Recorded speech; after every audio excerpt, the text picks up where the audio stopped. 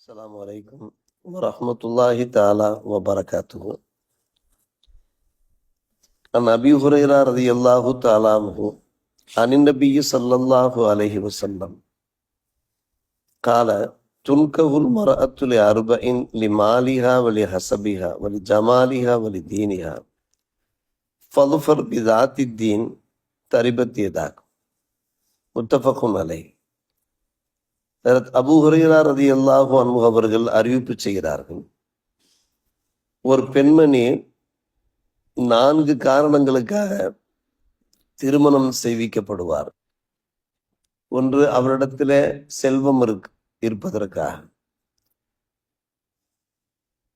அவருடைய அந்த குல பாரம்பரியத்துக்காக, அழகுக்காக, மார்க்கத்துக்காக. இந்த 4 காரணங்களுக்காக பெருமானார் ரசூலே கரீம் ஸல்லல்லாஹு அலைஹி வஸல்லம் அவர்கள் பேசுகிறார்கள், ஆனால் எந்த பெண்மணி நல்ல மார்க்கம் உள்ளவளாக இருக்கிறாளோ அந்த பெண்மணியை திருமணம் முடித்து நீங்கள் வெற்றி பெறுங்கள் என்று நபிகள் நாயகம் ஸல்லல்லாஹு அலைஹி வஸல்லம் கூறுகிறார்.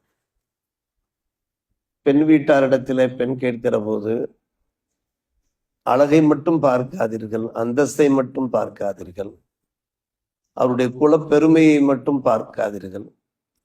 மாறாக அந்த பெண் அல்லாஹுடைய அச்சம் நிறைந்தவராக இருக்கிறாரா, நல்ல மார்க்கம் உடையவராக இருக்கிறாரா என்பதை பார்த்து நீங்கள் மனம் முடியுங்கள். உங்களுடைய ஆண் மக்களுக்கு மனம் முடித்து வையுங்கள் என்று நபிகள் நாயகம் ஸல்லல்லாஹு அலைஹி வஸல்லம் அவர்கள் அன்றைய அறிவுரை பகிர்ந்து விட்டார். ஆக பெண் தேடும் படலம் இருக்கிற போது இதை நாம் கவனத்திலே கொள்ள வேண்டியிருக்கிறது. இது போன்ற ஹதீஸுகள் நிறைய இருக்கிறது.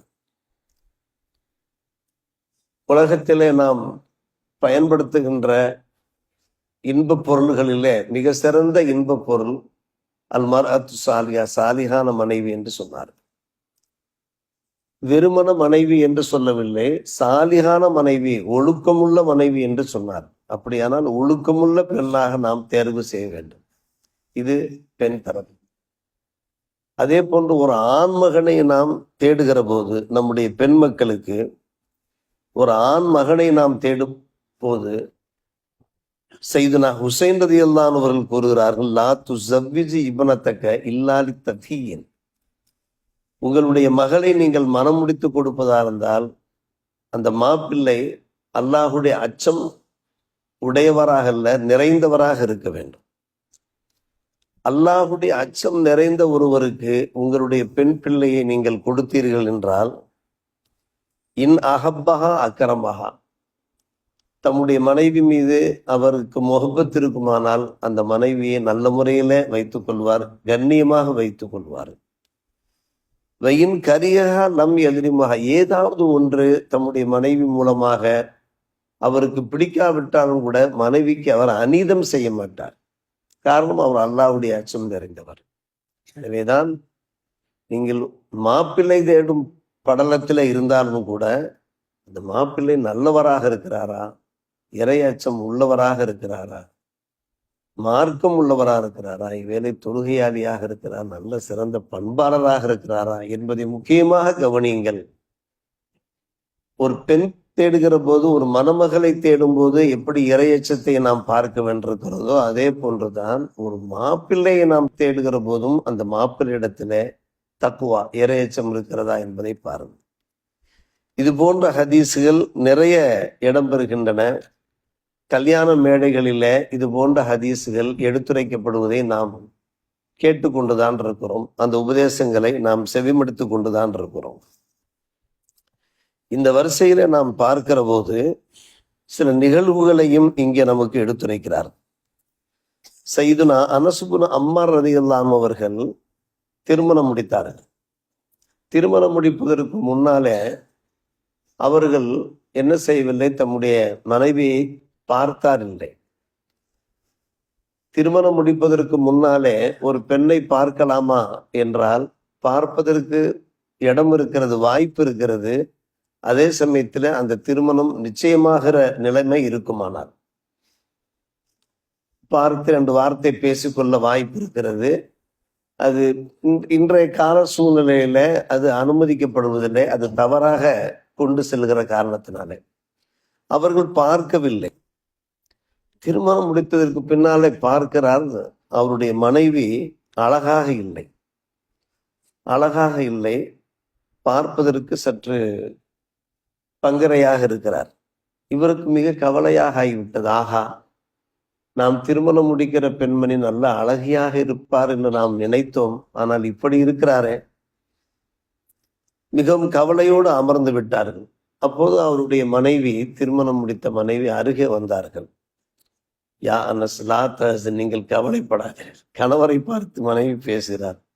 அதாவது புது மணப்பெண் புது மாப்பிள்ளையை பார்த்து பேசுகிறார்கள். இன்னல் கைர யகூனு காமினன் ஃபி ஷர்ரி, நீங்கள் பார்ப்பதிலே ஒரு ஷர் இருக்கலாம், ஷர்ராக தெரியலாம், அது உங்களுக்கு தீங்காக தெரியலாம், ஆனால் அந்த தீங்குக்குள் ஒரு நன்மை இருக்கும், அந்த தீங்குக்குள் ஏதாவது ஒரு நன்மை மறைந்திருக்கும். எனவே நீங்கள் கவலைப்படாதீர்கள் என்று ஒரு ஆறுதலாக சொன்னார். ஏதோ ஒரு கயிறு இருக்கும், உங்களுக்கு விருப்பம் இல்லாவிட்டாலும் கூட கயிறு இருக்கும். இந்த வார்த்தை அனசல்லானவர்களை பரவசப்படுத்தியது, மனசிலே ஆழமாக பதிந்து விட்டது. சரி, நம்முடைய மனைவி பார்ப்பதற்கு அழகு இல்லாமல் இருந்தாலும் கூட அவருடைய வார்த்தை நல்ல இனிய வார்த்தைகளாக இருக்கிறது என்று அவர்கள் அல்லாஹ்வுக்கு சுக்ரியா செய்தார்கள், அல்லாஹ்வை புகழ்ந்தார்கள். அந்த பெண்ணோடு வாழ்கிறார். வாழ்ந்ததின் அடிப்படையிலே ஒரு அழகான குழந்தை பிறக்கிறது. அந்த குழந்தை எப்படிப்பட்ட ஒரு குழந்தை என்றால், உம்மத்துக்கே தலைவராக ஆகிவிட்டார். அவர்கள் தான் மாலிக் இப்னு அனஸ். மாலிக் இப்னு அனஸ் 4 மதுஹப். அதில் இமாம் மாலிக் ரஹ்மத்துல்லாஹி அலைஹி அவர்களை பற்றி அடிக்கடி நாம் பேசுவது உண்டு. அனஸ் தந்தை பேர் அனஸ், அனஸை பற்றி பேசிக் கொண்டிருக்கிறோம். அவருடைய மகனார் மாலிக் இப்னு அனஸ். அவங்க எந்த அளவுக்கு அவர்கள் இமாம் என்று கேட்டால், அவர்கள் புனித மதீனாவிலே மஸ்ஜித் நபவியிலே ஒரு மாபெரும் இமாமாக திகழ்ந்தார்கள், ஒரு போதனா ஆசிரியராக திகழ்ந்தார்கள். மட்டுமல்ல, இப்போது நாம் குறிப்பிட்டது போன்று ஒரு சமூகத்திற்கே அவர்கள் தனிப்பெரும் தலைவராக திகழ்கிறார். அப்போது அந்த பெண்மணி சொன்ன விஷயம் இங்கே வெளிப்பட்டு விட்டது. பார்ப்பதற்கு சில விஷயம் ஷர்ராக தெரியலாம், நான் பார்ப்பதற்கு அழகில்லாமல் இருக்கலாம், ஆனால் அந்த அழகில்லாத நிலைமையில ஒரு ஹைரையும் அல்லாஹ் வைத்திருப்பான் என்பதனுடைய அந்த தத்துவம் பின்னாடிதான் தெரிகிறது. எனவே ஒரு பெண்ணை மனம் முடிக்கிற போது நாம் பொதுவாக மனிதன் மனம் விரும்பத்தான் செய்யும், நல்ல ஒரு அழகியாக இருக்க வேண்டும் என்று விரும்பத்தான் செய்யும். சரி, அழகற்ற ஒரு பெண்மணியை திருமணம் முடித்ததற்காக கவலைப்பட வேண்டிய விஷயம் இல்லை.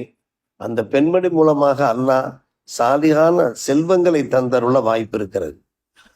இதே போன்றுதான் அன்பான பெருமக்களே, மணமக்கள் வாழ்க்கை அது மிகவும் சிறப்பாக அமைய வேண்டும், ஒருவருக்கொருவர் பொருந்து கொண்டு வாழ வேண்டும். திருமணம் என்பது ஒரு இபாதத்.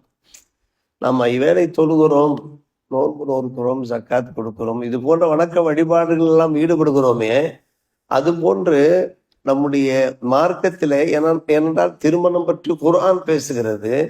பெருமானார் ரசூலே கரீம் ஸல்லல்லாஹு அலைஹி அவர்கள் மனம் முடித்து வாழ்ந்தார்கள். எனவே குர்ஆன் ஹதீஸினுடைய அந்த போதனை பிரகாரம் தான் நாம் திருமணம் முடிக்கிறோம் என்கிற காரணத்தினாலே திருமணமே ஒரு இபாதத்தாக மாறுகிறது. அந்த திருமணத்தின் மூலமாக நம்முடைய இறையச்சத்தை அதிகப்படுத்திக் கொள்ள முடியும், மேலும் மேலும் அதிகப்படுத்திக் கொள்ள முடியும். ஒரு ஹலாலான வாழ்க்கை வாழ்கிறோமா இல்லையா? ஒரு ஹலாலான வாழ்க்கை வாழ்கிற போதுதான் நம்ம ஹராமிலிருந்து நம்மை நாம் பாதுகாத்துக் கொள்ள முடியும்.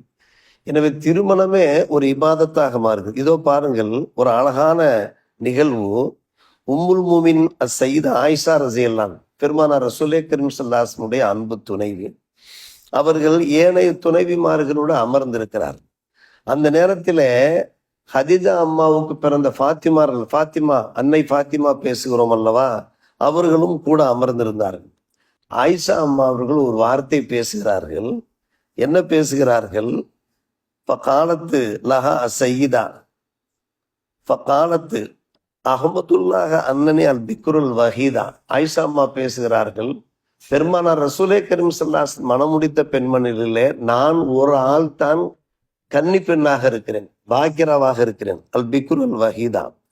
மற்ற எல்லா துணைவிமார்களும் விடோவாக இருந்தார், விதவை பெண். நான் ஒரு ஆள் தான் கன்னி பெண் என்று ஒரு பெருமிதத்தோடு சொன்னார். காரணம், இதை நாம் எல்லோரும் கேள்விப்பட்ட ஒரு விஷயம்தான்.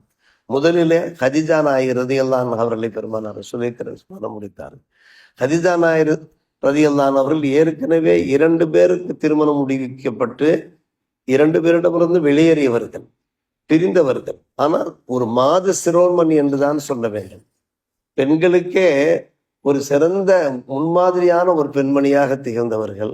ஆனால் அவர்களை மனம் முடித்த கணவன்மார்கள் சரியில்லை என்கிற ஒரு நிலைமையிலே வெளியேறியவர்கள்.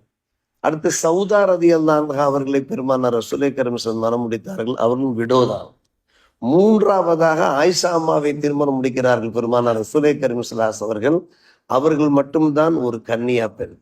அதற்கு பின்னால் மனம் முடித்த பெண்களும் கூட விடோதான். எல்லாருமே சையிபாக்கள் தான். இந்த விடோக்களுக்கு ஒரு வாழ்க்கை தர வேண்டும் என்பதற்காக வேண்டி பெருமானார் ரசூலுல்லாஹி கரீம் மனம் முடித்தார்கள். அதற்கான விளக்கங்கள் வேறு. அப்போது ஃபாத்திமா ரலியல்லாஹு அன்ஹா அவர்களுக்கு மனசிலே ஒரு வருத்தம் ஏற்பட்டது. தம்முடைய தாயை இவர்கள் சுட்டி காட்டுவது போன்று இருக்கிறதே, இவர்கள்தான் ஒரு கன்னி பெண் என்று சொல்லுகிற போது தம்முடைய தாய் ஒரு விடோவாக இருந்ததை இவர்கள் சுட்டி காட்டுவது போன்றிருக்கிறதே என்பதை புரிந்து கொண்ட ஃபாத்திமா நன்கு கவனிக்க வேண்டும். அவர்கள் எவ்வளவு பெரிய அறிவாளியா இருந்திருப்பார்கள். ஃபாத்திமா ரலியல்லாஹு சொன்னார்கள், அம்மா ஆயிஷா அம்மா அவர்களை யா உம்மல் மூமினின் அவர்கள் மிக கண்ணியமாக சொல்கிறார்கள். காரணம், ஃபாத்திமா நானுடைய தாயார் ஹதீஜா. இப்போது ஆயிஷா அம்மாவை பெருமானார் ரசூலுல்லாஹி கரீம் மனம் முடித்திருக்கிறார்கள். இவர்களும் அம்மா தானே, ஆயிஷா அம்மாவும் அம்மா தானே. உம்மல் மூமின் அவர்களே, நீங்கள் வேண்டுமானால் உண்மைதான் நீங்கள் சொல்லுவது, நீங்கள் ஒரு கன்னியா பெண்ணாக திருமணம் முடித்திருக்கிறீர்கள். ஆனால் என்னுடைய தாய், நன்கு கவனிக்க வேண்டும், என்னுடைய தாய் ஹதீஜா ரலியல்லாஹு அன்ஹா அவர்களே பெருமானார் ரசூலுல்லாஹி கரீம் ஸல்லல்லாஹு அலைஹி வஸல்லம் அவர்கள் மனம் முடிக்கிற போது அவர்கள் ஒரு கன்னி ஆணாக இருந்தார். அந்த நேரத்தில் அவர்கள் யாரையும் திருமணம் முடித்திருக்கவில்லையே. அவர்கள் திருமணம் முடிக்காத ஒரு மனிதராக இருக்கிற ஒரு சூழ்நிலையில என்னுடைய தாய் ஹதீஜாவை திருமணம் முடித்தாங்க, நினைத்து பாருங்களேன் என்று சொல்லி அங்கே எல்லோரையும் ஆச்சரியத்தில் ஆழ்த்தி விட்டார்கள். அன்னை ஃபாத்திமா ரலியல்லாஹு அன்ஹா பெருமானார் ரசூலுல்லாஹி கரீம் ஸல்லல்லாஹு அலைஹி வஸல்லம் மன வாழ்க்கையில எவ்வளவு அற்புதமான சிறப்பான ஒரு காரியங்கள் நடைபெற்றிருக்கிறது பாருங்கள். இறையச்சம் உள்ள கணவன் மனைவியை தேடி நாம் திருமணம் முடிக்க வேண்டும் என்று, நாம் திருமணம் செய்விக்க வேண்டும் என்று நாம் கூறுகின்றோமே, வரலாற்றில் ஒரு அற்புதமான ஒரு சம்பவம் இது. நம்முடைய ஒட்டுமொத்த இஸ்லாமிய சமுதாயம் தெரிந்து கொள்ள வேண்டிய சம்பவம்.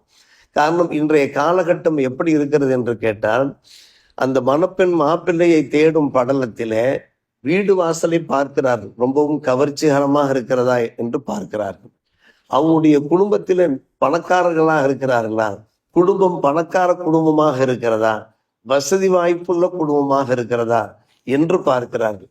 இது போன்ற அந்த வெளி கவர்ச்சிகளை பார்க்கிறார்களே தவிர அவர்கள் அல்லாஹ்வை பயந்தவர்களாக இருக்கிறார்களா என்பதை பார்க்காததன் காரணமாக அல்லாஹ் பாதுகாக்க வேண்டும். நிறைய குடும்பங்கள் அதன் காரணமாக சீர்குலைகளை இருந்து கொண்டிருப்பதை பார்க்கிறோம். சில சமயங்களில் மாப்பிள்ளை வீட்டார் பெண் வீட்டாரை தாக்குகிறார்கள். எங்கள் வீட்டை பார்த்து தானே எங்களுடைய பெண்ணை கொடுத்தீர்கள் என்று தாக்குகின்ற அளவுக்கு ஆகிவிடுகிறது. எங்களிடத்துல கார் இருக்கிறது, பங்களா இருக்கிறது, சொத்துக்கள் இருக்கிறது, இவற்றை பார்த்து தானே நீங்கள் பெண்ணை கொடுத்தீர்கள் என்று பேசுகிற அளவுக்கு நிலைமை ஆகிறது. ஆனால் அதை ஒருபோதும் பார்க்கவே கூடாது. பார்க்க வேண்டியது இதெல்லாம் இருக்கட்டும், இதெல்லாம் வேண்டாம் என்று நாம் சொல்லவில்லை. அதே சமயத்துல மனம் முடிக்கப்படுவதற்கு முன்னாலே அந்த கணவன் மனைவி மாப்பிள்ளை பெண்ணிடத்துல அல்லாஹ்வுடைய பயம் இருக்கிறதா, அல்லாஹ் ரசூலுக்கு கட்டுப்பட்டு வாழ்வார்களா, எந்த காலகட்டத்திலும் வரவும் மீறாமல் இருப்பார், இதை பார்க்க வேண்டும். இதோ பாருங்கள், அருமை சகோதரர் அபூ தல்ஹா ரலியல்லாஹு அன்ஹு அவர்கள் உம்மு சுலைம் ரலியல்லாஹு அன்ஹா அவர்களை மனம் பேசுகிறார். அப்போது அபூ தல்ஹா இஸ்லாத்துக்கு வரவில்லை, அவர் முஸ்லிமாக இல்லை. ஆனால் உம்மு சுலைம் ரலியல்லாஹு அன்ஹா அவர்கள் இஸ்லாத்திற்கு வந்திருக்கிறார்கள். அவர்கள் பரிசுத்த ஒரு முஸ்லிம் பெண்மணியாக இருக்கிறார்கள். அவர்கள் கேட்கிறார்கள், உம்மு சுலைம் இடத்தில் நேரடியாக கேட்கிறார்கள், நான் உங்களை திருமணம் முடிக்க விரும்புகிறேன் என்று கேட்கிறார்கள்.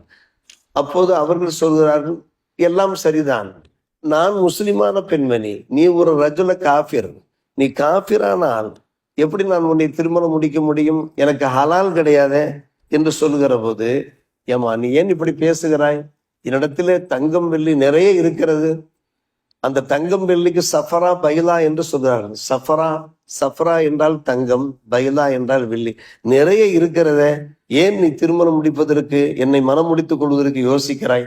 சொன்னார்கள், லா உரிது சஃபராக வலா பயலா, எனக்கு அதெல்லாம் முக்கியம் அல்ல, எனக்கு அதெல்லாம் முக்கியம் அல்ல. நீர் வணங்குகின்ற அந்த கற்சிலை இருக்கிறத, நீ என்ன பேசுகிறாயோ கேட்கிற சக்தியே அது கிடையாது. நீ அதுக்கு முன்னாடி நீ நின்றாய் என்றால், அந்த கற்சிலைகளுக்கு முன்னால் நீ நின்றால் உன்னை பார்ப்பதற்கு கூட அது சக்தி கிடையாது. அதை போய் நீ வணங்குகிறாயே, உன்னை நான் எப்படி திருமணம் முடிக்க முடியும் கேட்கிறார்கள். ஒரு பெண்மணி எவ்வளவு அறிவுபூர்வமான கேள்வியை கேட்கிறார்கள். கேட்டுவிட்டு சொன்னார்கள், நீ இஸ்லாத்திலே வந்து விட்டால், நீ முஸ்லீமாக ஆகிவிட்டால், நீ எனக்கு மகரே தர வேண்டாம். நீ இஸ்லாத்துக்கு வந்தால் அந்த இஸ்லாத்தையே நான் மகராக ஏற்றுக்கொள்கிறேன். உம்மு சுலைம் ரலியல்லாஹு அன்ஹா அவர்கள் கூறுகிறார்கள், லா உரிது மின ஸதாக்கி கைரா. அப்போது அவர் சொன்னார், மனசில் ஒரு இஸ்லாத்தை பற்றி, ஆக இஸ்லாம் இவ்வளவு உயர்ந்த மார்க்கமா, ஒரு முஸ்லிமான பெண்மணியிடத்துல இவ்வளவு இறை நம்பிக்கை இருக்குமா, எந்த காலத்திலையுமே இஸ்லாத்தையும் ஈமானையும் விட்டு தர மாட்டாராம். ஆச்சரியப்பட்டு போனார் அவர். சரி, நான் எப்படி இஸ்லாத்துக்கு சேருவது, இஸ்லாத்தை நான் ஏற்றுக்கொள்வது? ஒன்றுமில்லை, செல்லுங்கள், பெருமானார் இடத்திலே செல்லுங்கள், சென்று விட்டு நீங்கள் உங்களை பற்றி நீங்கள் சொல்லுங்கள் என்று. அபூ தல்ஹா வேகமாக நடந்து வந்தார் பெருமானார் ரசூலே கரீம் ஸல்லல்லாஹு அலைஹி வஸல்லம் அவர்களை நோக்கி. பெருமானார் ரசூலே கரீம் ஸல்லல்லாஹு அலைஹி வஸல்லம் பள்ளிவாசல்ல தம்முடைய அன்பு சகாக்களோடு அமர்ந்திருக்கிறார்கள். அப்போது அவரை பார்த்த மாத்திரத்திலேயே பெருமானார் பேசினார்கள். அவரிடத்துல பேசவே இல்லை, தானாகவே நபிகள் நாயகம் சொல்கிறார்கள், ஜாஅக்கும் அபூ தல்ஹா, ஜாஅக்கும் அபூ தல்ஹா குர்ரத்துல் இஸ்லாமி பைன ஐனை. இதோ அபூ தல்ஹா வருகிறார், அவருடைய இரண்டு கண்களுக்கு மத்தியிலே இஸ்லாத்தின் வெண்மை பிரகாசம் தெரிகிறது என்று சொன்னார்கள். முகத்தை பார்த்த மாற்றத்திலே பெருமானார் கண்டுபிடித்து விட்டார்கள் அவர் இஸ்லாத்திலே சேர வருகிறார் என்று. காரணம், நபிகள் நாயகம் தீர்க்க தரிசனமானவர்கள். அபூ தல்ஹா இஸ்லாத்திலே சேர்ந்தார். உடனே உம்மு சுலைம் ரலியல்லாஹு அன்ஹா அவர்களை மனமுடித்து வாழ்வாங்கு வாழ்ந்த வரலாறு, அது நீண்ட வரலாறு. அன்பான பெருமக்களே, அந்த நேரத்தில் நாம் பார்க்கிறோம், அங்கே இரையச்சம் வேலை செய்யும். உம்மு சுலைம் ரலியல்லாஹு அன்ஹா அவர்கள் நினைத்திருந்தால், அந்த காஃபிரான் இன்றைக்கு காஃபிரோடு ஓடி போகிறார்களே, நம்முடைய இஸ்லாமிய பெண்மணிகள் காஃபிர்களோடு ஓடி போய் தங்களுடைய கற்பை இழந்து, மானத்தை இழந்து, மரியாதை இழந்து வாழ்ந்து கொண்டிருக்கிறார்கள். இது எவ்வளவு பெரிய வேதனையான ஒரு விஷயம். எனவே திருமணம் என்பது ஒரு இபாதத். அந்த திருமணம் என்கிற அந்த விஷயத்துக்குள்ளே இவ்வளவு நல்ல விஷயங்கள் எல்லாம் இருக்கின்றன. இரையச்சமுள்ள மணமகனை, இரையச்சமுள்ள மணமகளை தேர்வு செய்வதன் மூலமாக நம்முடைய குடும்ப வாழ்க்கையை நாம் சீர்படுத்திக் கொள்வோமாக. அல்லாஹ் நல்ல புரிவானாக. வாஹிர் தாவானா.